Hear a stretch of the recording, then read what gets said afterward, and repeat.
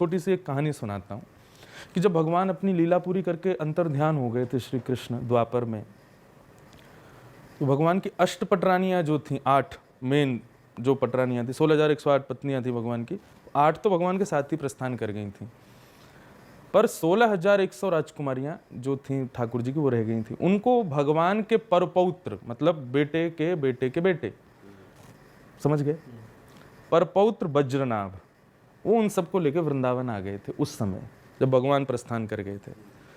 उन लोगों को इतना विरह रहता था 16,100 राजकुमारियों को, रानियों को।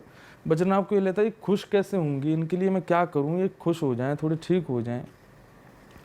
तो उनकी प्रसन्नता के लिए वज्रनाभ क्या करते थे, उन्होंने संतों से, ऋषियों से पूछा कि मैं अपनी माँओं को प्रसन्न करना चाहता हूँ। जब से हमारे पर दादाजी श्री कृष्ण गए तब से वो इतनी विरह में रहती हैं, मैं क्या करूं।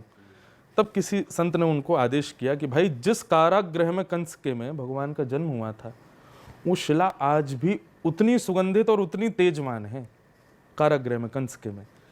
आप एक काम करो, कृष्ण लीला कृष्ण चरित्र सुन के उनके आव भाव से, भाव भंगिमा से, उन शिलाओं से ठाकुर जी की मूर्तियां बनवाओ और अपनी माताओं को सेवा के लिए प्रदान करो। तो वज्रनाभ ने उस शिला को लेकर के और कृष्ण चरित्र सुन के, कृष्ण लीलाएं सुन के, उनकी आंखें कैसी, उनका मुख कैसा, उनके हाथ कैसे, वो चलते कैसे फिरते, इस तरीके से उन्होंने उसमें से मूर्तियां ठाकुर जी के विग्रह बनाए। और बना करके वो ढक के ना अपनी माताओं को बैठाते और ला के सामने खड़ा करते, माँ देखो मैं कुछ लाया हूँ, क्या है। जैसे ही हटाते थे तो देख के, ओ ये हैं बेटा, बहुत सुंदर हैं, पर इनके हाथ ना बिल्कुल श्री कृष्ण जैसे हैं, बाकी अंग तो ठीक है, हाथ बिल्कुल उनके जैसे हैं। बोले अरे हाथ से काम नहीं, और बनाओ। एक और बनाए, दूसरे बनाए, तो फिर बोले अरे ये भी बहुत सुंदर है, इनके चरण बिल्कुल उनके जैसे हैं। एक और बनाए, बोले इनकी कमर बिल्कुल उनके जैसी है। इस प्रकार से 7 विग्रहों का निर्माण वज्रनाभ ने कराया, जिनमें से एक श्री बिहारी जी हैं।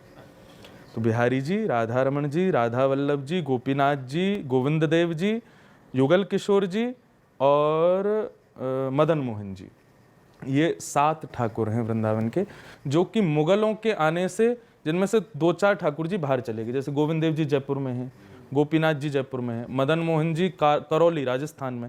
राजस्थान के राजा बड़े पराक्रमी थे ना, उन लोगों ने कहा पुजारियों को कि आप यहाँ ले आओ ठाकुर जी, हम रक्षा करेंगे। तो औरंगजेब तो मंदिर तोड़ देता था सबको।